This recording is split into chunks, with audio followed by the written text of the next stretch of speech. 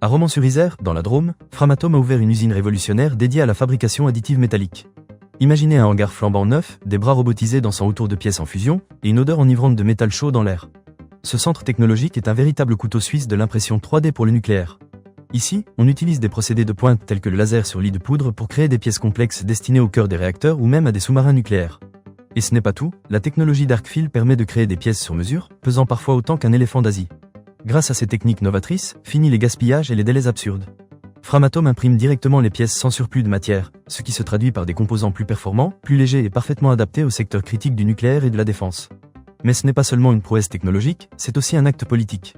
En fabriquant ses propres pièces localement, Framatome réduit sa dépendance aux fournisseurs étrangers, offrant ainsi une capacité de production rapide et sur mesure, autrefois réservée à des pays comme les États-Unis ou la Russie.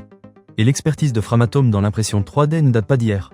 Déjà depuis plus de 15 ans, les ingénieurs de l'entreprise travaillent sur cette technologie, installant des pièces dans des réacteurs pour les tester et les améliorer. Avec ce nouveau centre à Romans-sur-Isère, Framatome se positionne comme un acteur incontournable dans la fabrication de pièces métalliques imprimées pour les secteurs critiques. Et si c'était ici, dans la vallée du Rhône, que se réinventait la manière de construire l'atome pour les années à venir ?